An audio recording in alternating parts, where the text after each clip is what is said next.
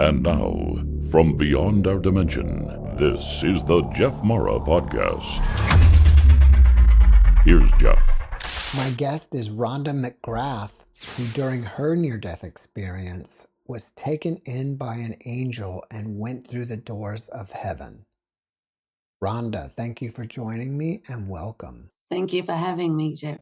Well, Rhonda, if you don't mind, let's start on the day you died and go from there. I was 5 or 6, I don't remember which age, and I went to bed, and unbeknownst to me, my heart stopped a lot.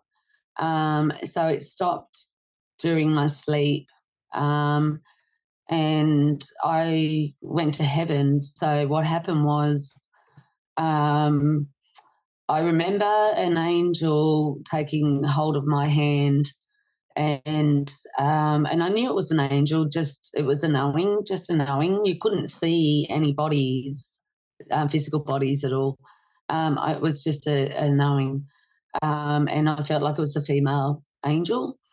And we'd been walking for some distance along what I felt like was a corridor, and then we came to what I would call a pit on the left-hand side, and it was with fire, and these beings that weren't quite human were reaching out like this to me, and I got really scared. And the angel said to me, "Don't be afraid, just look straight ahead."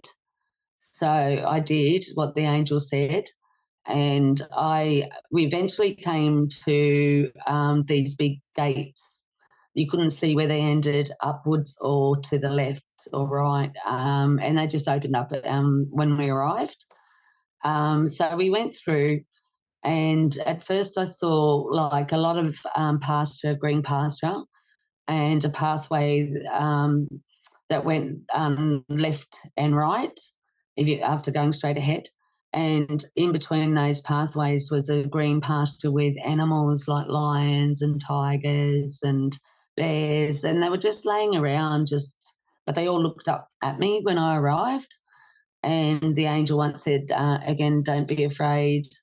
And then that was the last I saw of the angel, and I wasn't afraid anymore. And the animals just went back to what they were doing, which was just basically laying around. So I followed the pathway to the right for the reason that I could see a big waterfall, and it was going from, I couldn't see where it started upwards, and it was going down, and then it went down along a plateau, and then it went down again. So I went over to it to see where it ended, and I looked down and it didn't end. And I was confused as to why it wouldn't end. I'm just standing here wondering, and then I felt a presence behind me, and I was instantly drawn to this presence. And the presence I would call God. And so for me, God was the only way for me to describe God is a pure energy, a light, but a pure energy, not a bright light. A bright light, but not a bright light. Doesn't hurt your eyes or anything like that. And what was coming from God was nothing more than pure, unconditional love. So I felt at home straight away, and but God said to me, "You have to go back. It's not your time." And I didn't like that, so I said no. 3 times I said no after he said that same thing. Just being a little child, I suppose. And then he said, "What about your family?" And instantly I remembered my family again, because it was like you forgot where you came from. And I thought, "Oh, yeah, well, yeah, I better go back for my family." So I said, "Okay." And that was the last I was there. And so I told my mum the next morning, and she said, "Oh, yeah, I had a dream." And I sort of left it at that. But I spoke to my mum over the time about it, because I kept saying, "I haven't forgotten the dream, like I'm now at this age.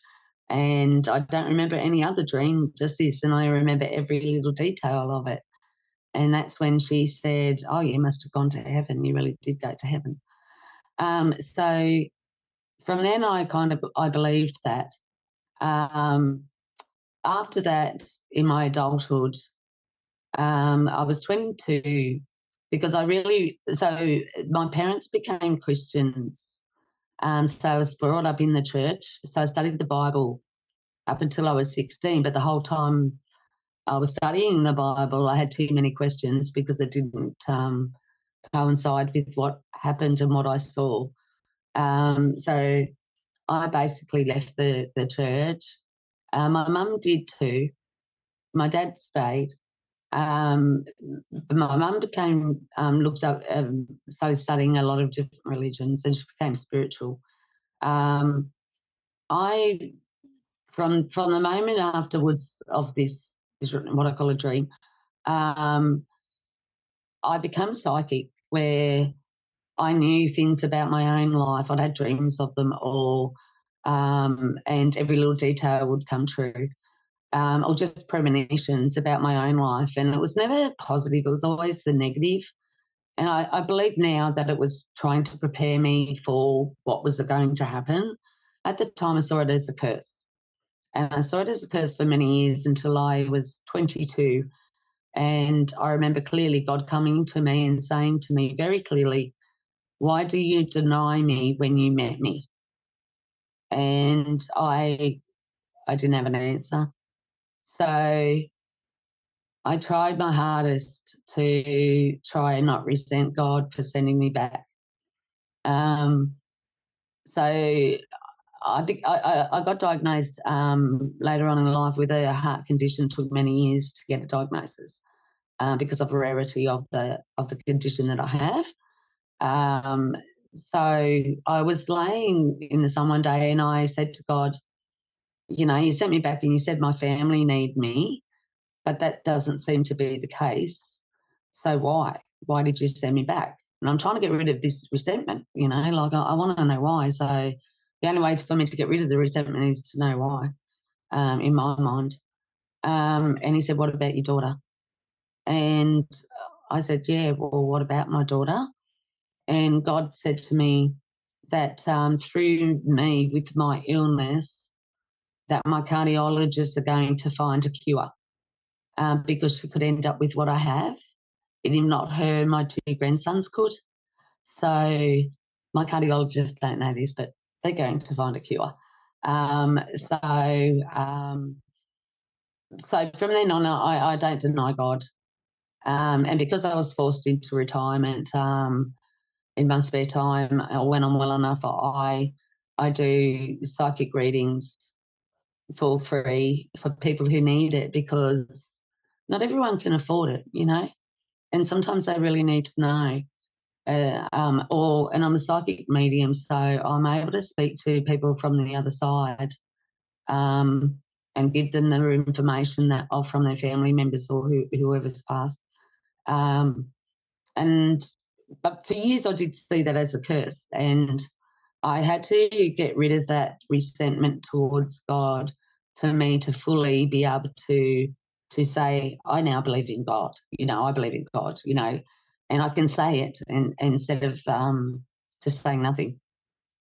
So, so I feel like I've come a long way with what happened to me. My mum today will say, "Oh, yeah, you had a near-death experience." Um, it took a cardiologist for me to really, really believe it, because when I first got diagnosed, well, he didn't fully diagnose me, but a cardiologist, I just blurted it out to him. "Oh, I had a dream and this is what happened. I went to heaven," and I told him the whole thing. And at the end of it, he just didn't blink an eyelid and he said, "Oh, yeah, you had a near-death experience." And ironically, about a couple of weeks later, I was turning the TV on and there was a thing on a documentary on near-death experiences. And I realised I wasn't alone, that other people have gone through a lot similar to what I saw and what I went through. Um, So for me, that's really comforting. And yeah, but that's my story. Rhonda, thank you for sharing your story with us. What is the diagnosis of your heart condition? It's bradycardia tachycardia syndrome. All right, so what does that mean? Your heart beats too fast and then it stops? Is it something like that? I have so bradycardia is slow heart rate, Right. Oh, and bradycardia. tachycardia is fast. Right. Syndrome is symptoms. So I was passing out a lot. I probably passed out, I couldn't tell you, probably 1,000 times, maybe more, in my lifetime. From my heart stopping or pausing, what they call pausing or stopping. For me, I know it stopped because I would go blue. Well, I didn't know that I did. The people who saw me, like my mother, would say, "Oh, it's gone. You went blue." Um, and so I ended up for years. I was seeing I got sent to a cardiologist who kept saying, "Oh, there's nothing wrong with you," but he didn't do the appropriate tests. And it took two cardiologists, well, a cardiologist, and can I say his name? Dr. Vincent Chow, to take me seriously. And he didn't muck around and booked me into the hospital syncope clinic straight away and gave me a cardiologist in there. So there's plumbing side of your heart and electrics. So for me, my electrics don't work. So it took another cardiologist, Professor Hariharan Raju, to organise a pacemaker to be built for me. And so he had it organised during COVID. So I felt like I was the only person in the hospital. And like I looked around and there was only one other person who I saw that was going to be operated on, and all the other beds were empty because of COVID. So it was only A grade COVID, operations were allowed by the government. So they had to pull strings and stuff to get me this pacemaker done on that day. And so, and it's got a special device sitting on top of it called a CLS Active that goes through to my cardiologist every night.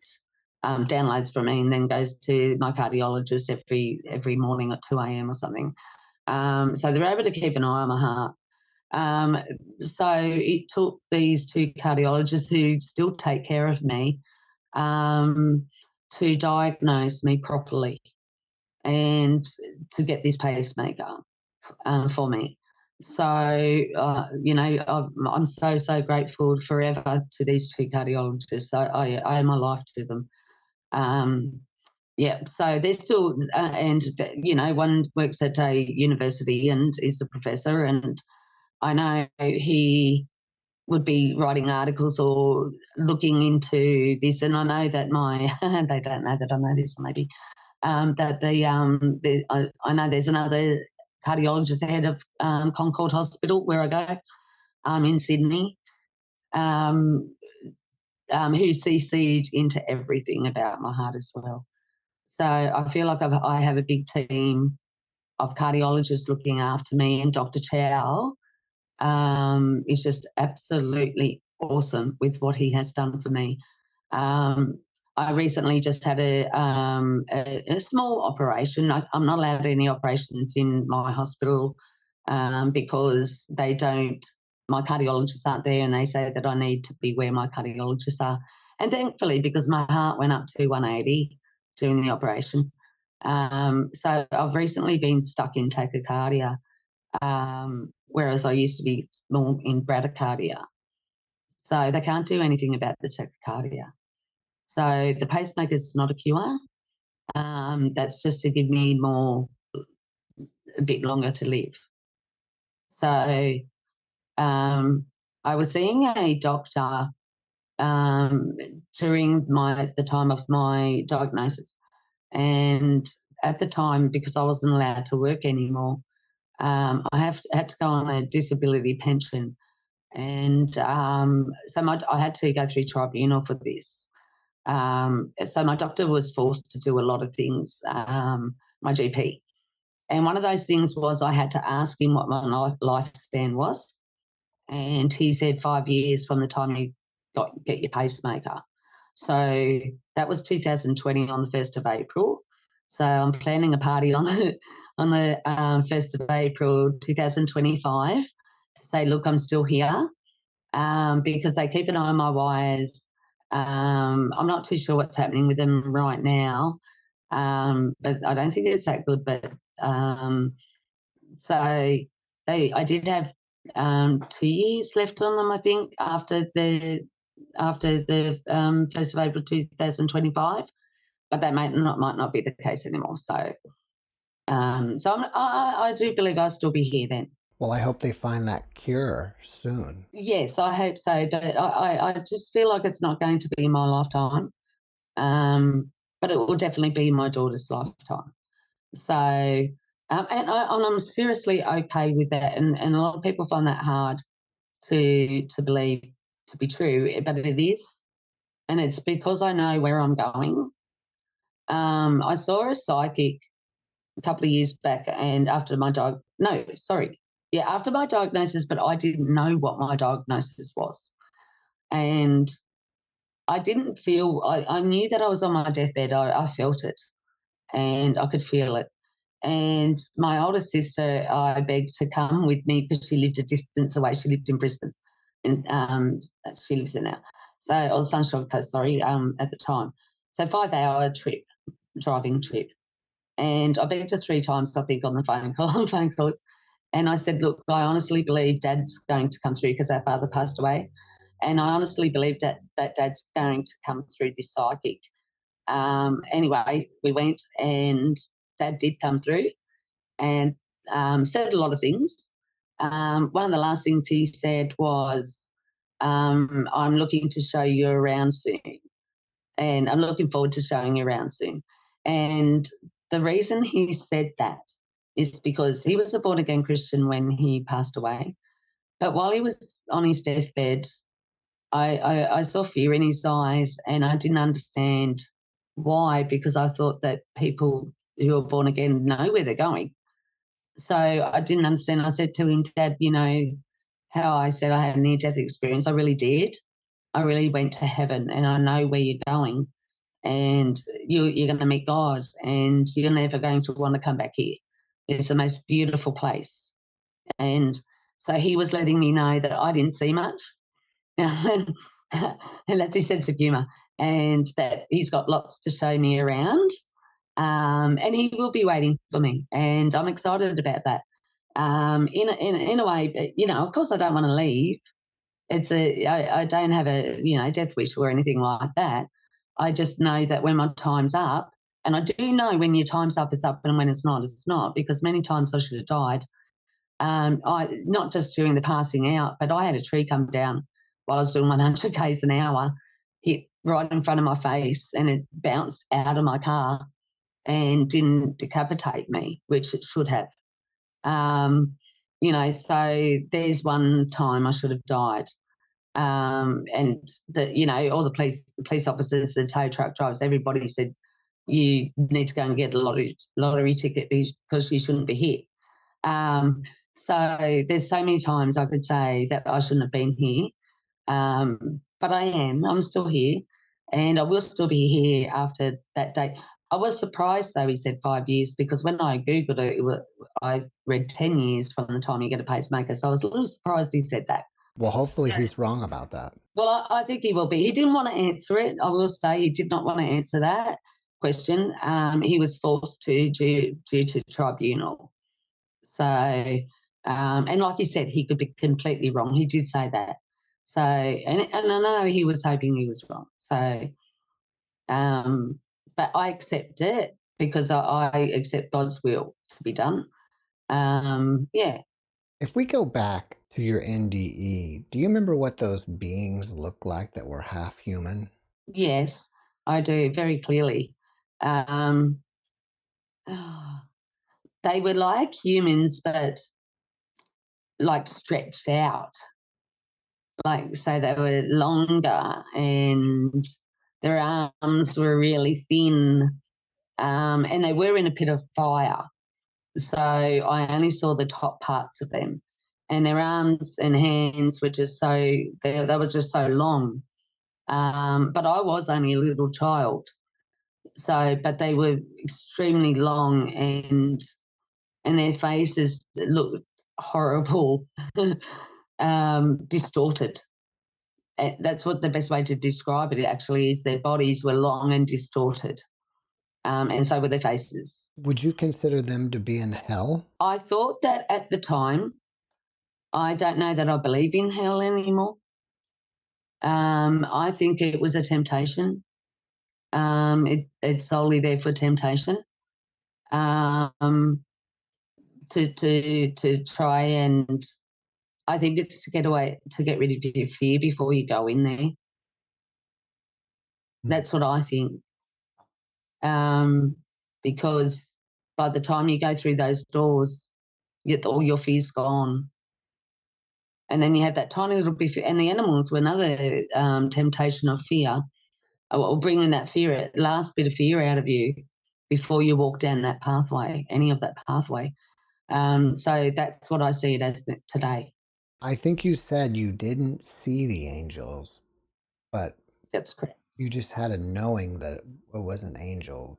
Was it just like some kind of energy presence guiding you? Yes, but it was also, you just knew that I knew that it was a female angel, older than my mother.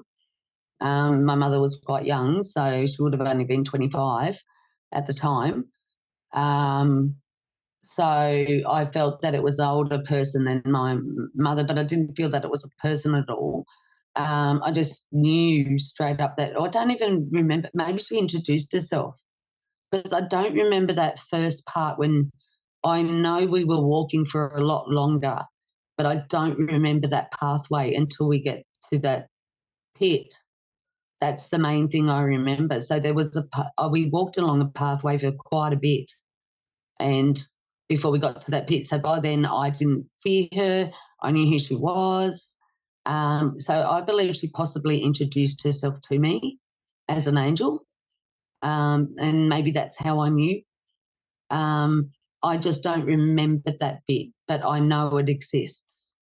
And it was, and you still felt I still felt that she was hanging on my hand, even though I didn't even have it. I couldn't see my physical body either, but I just knew she was hanging onto my hand. So that it's really hard to describe that, because you don't see, and plus I'm looking ahead the whole time, until I saw that pit, and then I looked ahead again, and then I only saw those doors up ahead. They were straight after that pit. Besides what you've already told us, did you have any other conversations with God or the angel? During that time, no. Yes. All right. Well, then later, when God came to you and he told you that you've already met him and that conversation, how did he come to you? Like in a dream or what? No, it was just a knowing. It's a bit like when I have do psychic readings. It's a knowing. Um, when and even since then, it's just a knowing when I speak to God. It's a voice in your head, but it's not yours, if that's so to speak. And you just know who it is.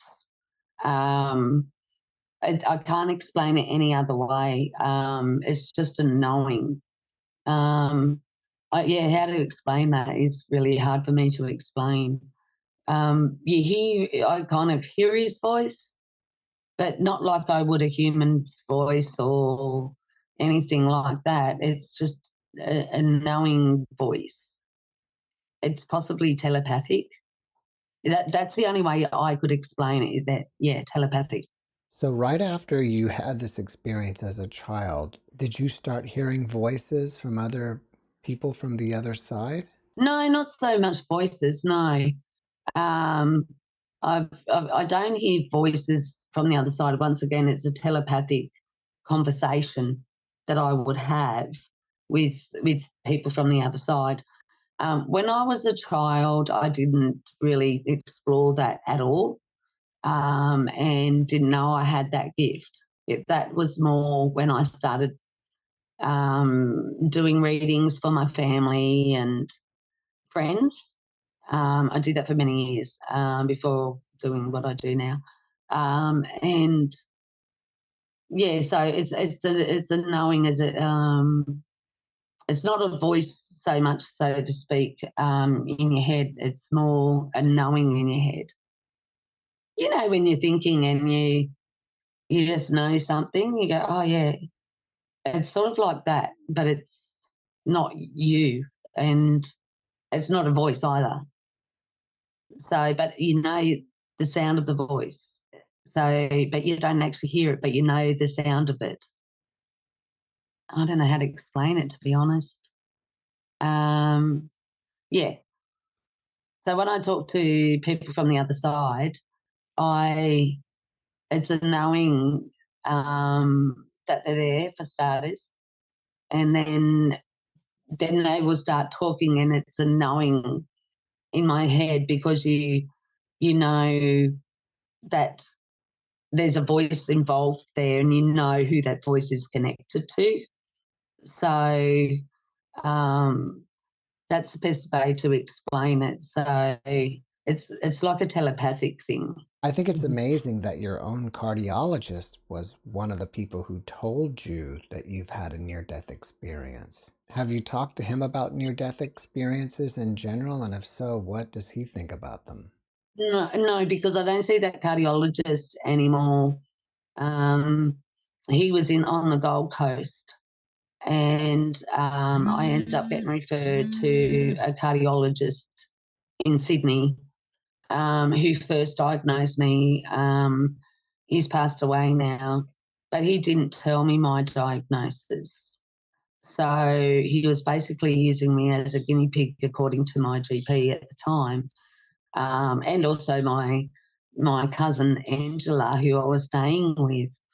Her mother, which is my auntie, had a heart attack, and so she saw a cardiologist in Sydney. And I'd seen the cardiologist who had diagnosed me, but didn't tell me what I was diagnosed with. And my cousin said the same thing as the GP. You sure you're not his guinea pig? And she said, look, call my mum's cardiologist while I'm at work. So I did that, and his name was Dr. Vincent Chow. And he said, how long are you in Sydney for? And I said, how long until you can see me? And he said, tomorrow. And I knew he was the one straight away as soon as he said that, because it's not easy to get into a cardiologist. So, and since then, he's been just as awesome since that phone call. Thank you, Angela. Has the memories of the experience that you had as a young girl faded over time? No, not at all. No, nothing about it fades. Just that one part at the start, when I first met the angel down to where the pit was, that's the only thing that's faded. So basically, as a child, you went to sleep and then all of a sudden, perhaps you woke up with the angel. Maybe that's when your heart stopped or something. That's correct. That's when my heart would have stopped, and that's when I would have gone to the other side, because my heart was mostly stopping while I was asleep. So, which they found out later. So, yeah, so that I honestly believe it wasn't a dream, because I can't remember any other dream from when I was 5 or 6. And this one I remember in absolute detail. And since then, you know, like later on in life, when I, you know, reconnected with God, I can't doubt it. I can't deny what happened, or doubt what happened either. Do I you, also have a friend who's a scripture teacher, and I told her my story, and she said to me, have you read a book which she reads to the children during scripture? And I said, no, I've never heard of it. I can't tell you the name because I can't remember, because I've never read the book still. But she keeps saying your story is so much like that. I'd love to read it because I'd like to read somebody else's story just like mine. He was a child when it happened, and I have I only recently started to sort of like tell my story. I've told it over the years, but not much and not in detail. And I feel the people who I told it to didn't believe me, so I sort of just left it. And that's fine. But yeah, so the main people that matter, they believe me. And yeah, so I know it happened. Yeah. If at all, in what way are you inspired by your experience? I'm inspired by the fact that I can use an ability that I believe came from that experience um, to help people.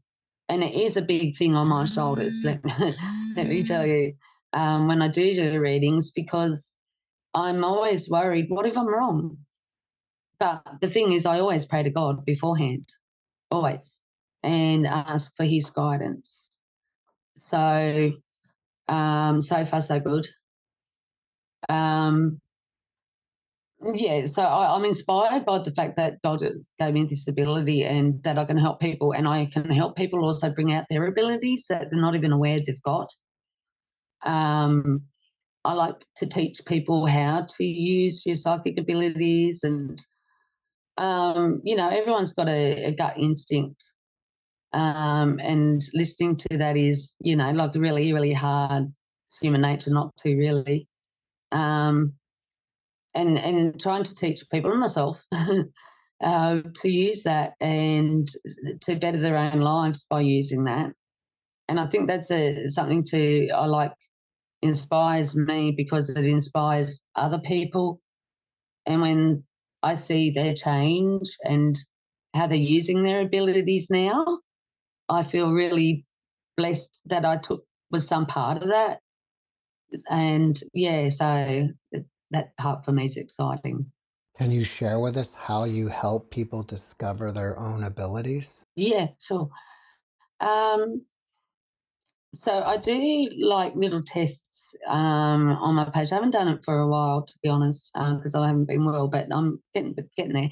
Um, so like just little tests like gut instinct tests, which do you think is under this, cup? Where's the ball? Which cup is it under? And to use their own psychic abilities to work it out, and to not and always go for that first thing that comes to your head, because that's your gut instinct. Don't doubt that, and that's the one to choose. And generally, when they do that, they get it right. Sometimes not, but majority do by using their gut instinct and their own psychic ability. So another thing I do is show them how I do my own readings. So friends and family, I show them how I do my readings, and I just teach them. The most important part is to protect yourself, to call upon God and your angels and all your guides. What are you protecting yourself from? Evil and negativity. So, and the evil for what I see is, because I know it's probably going to be a question, um, is I don't know whether I believe in the actual devil um, per se. I think there's evil as in, so if somebody of evil intent, there's a lot of humans who are quite evil in their hearts because they don't believe in God at all. And so they haven't got the same morals and, well, they're just, yeah. So they can leave and any bit of their energy in a room when they leave. So you're protecting yourself from things like that. Just any kind of bad energy. Someone who's extremely negative can leave that negativity in that room when they walk out as well. So you're protecting yourself of that. Whether they, and I think there's a lot of bad spirits on the other side as well that don't go forward. Number one, they don't believe, some of them don't want to, and others don't feel that they've been forgiven for what they've done in their human life, so they will linger too. And they will try and get in and stop you reading sometimes. For what reason, I don't know. I don't have the answer to that. I don't look into it because I don't want to focus on the negativity. I want to focus on the positivity. And that's something that my group and page is about, is not just psychic readings, just being positive all the time too, because that's a hard thing in human nature to do as well, is to stay positive throughout trials and, hard times in your life. Even I struggle with that. So you've got to cleanse constantly. And not just when I do a reading do I cleanse. I cleanse my home all the time. I cleanse myself all the time. In what way? I use smudges, like with sage, mostly with sage. I also have this bell that you can ding, and it lets off a sound, which is a high pitch sound, and it tends to get rid of all the negativity. I also use here it is right here, actually, here, an Indian ash. This is what I swear by. Now, this got given to me by a one of those natural shops, and I'll just tip it in there because I'm almost out. So you can see that, the name of that. So that's the Indian ash I use. You can drink it, you can spray yourself with it and your home. And also you put crosses above each of your entrance doors. And I've seen that work, which absolutely did actually. I got to plug my phone in. I'm so sorry. So sorry, I've got to go and grab a phone charger. No problem.